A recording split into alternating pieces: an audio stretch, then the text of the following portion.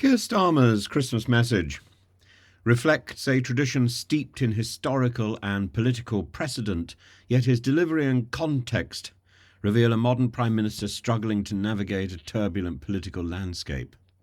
Starmer's emphasis on peace, family and fellowship nods to Victorian-era sensibilities popularised by Queen Victoria and Prince Albert, who helped shape the contemporary Christmas ethos through charitable acts and emphasis on family unity and a Christmas tree. These themes, echoed by political figures like Disraeli and Gladstone, situate Starmer within a lineage of leaders leveraging festive messages to connect with the public during these festive times. You know, if you go all the way back, it's Benjamin Disraeli in 1874 says, "Let us look forward with hope to a year of harmony and prosperity for our people, and may goodwill among men guide us all." In about 4 years later, Gladstone says, "Let us affirm our commitment to the well-being of all his children, ensuring no man, woman, or child goes without." So, picking up that theme. Which in fact Victoria had put forward in 1850 at Christmas. Let us remember those less fortunate and share the blessings we've received. This again is mirrored in the Dickens book Christmas Carol, and it's something Queen Elizabeth, the late Queen, in her 2020 message, when the country was admired in COVID, she talks about resilience, but also we've seen people of all faiths and none coming together to help others.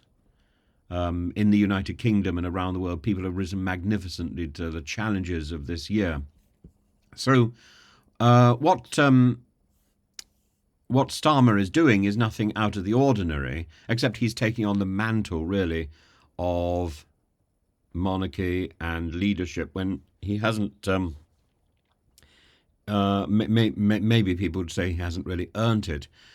This idea of a public pronouncement, this idea of using the airwaves, I think probably goes back to Pius the 11th in 1932, when he delivered the first communication at Christmas by radio. So expanding the Urbi et Orbi blessing from Easter to Christmas Day, offering this message of hope and peace and faith through the Vatican radio, which was set up in 1931 by Marconi. And this paves the way for all subsequent addresses by the Pope. But, Starmer's message also reveals the challenges of the present.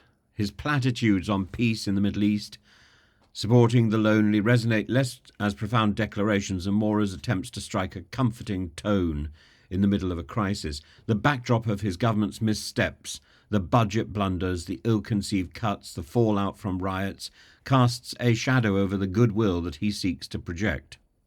And this contrast mirrors the public's growing dissatisfaction as Starmer faces mounting criticisms akin to those that have undermined his recent, or the recent administrations, and particularly Liz Truss.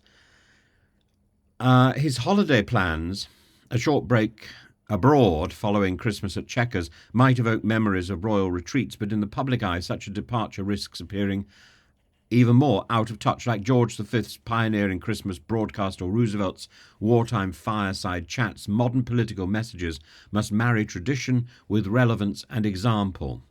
And Starmer's challenge is that his aspirational tone risks being undermined by the stark realities of a stagnating economy, a fractious electorate, and an example that he's going off for a quick one somewhere that is undisclosed as yet. Starmer's reliance on historical rhetoric, invoking care, community and Christian values, aligns with traditions that go back to Henry VIII's proclamations and Elizabeth I's courtly celebrations over Christmas. Yet unlike those monarchs who wielded authority with divine justification, Starmer operates in a political sphere demanding tangible results. And his allies suggest he thrives on rocky starts, likening his current difficulties to those he faced as Labour leader and director of public prosecutions. This may be true, but public patience wears thin when Christmas cheer is overshadowed by cuts and winter fuel payments and rising taxes. And the question remains whether Starmer can pivot in 2025, as his biographer Tom Baldwin suggests, by rolling up his sleeves and finding a narrative that resonates. His attempt to frame 2024 as a year of laying foundations may fall flat if voters continue to see Labour as indistinguishable from its predecessors, or even worse. While Labour's message echoes festive traditions, its reception depends not on the eloquence of his words, but on his ability to translate sentiment into action. Only time will tell if Starmer's festive appeal is the start of a redemptive arc or a moment of fleeting goodwill in a premiership on shaky ground.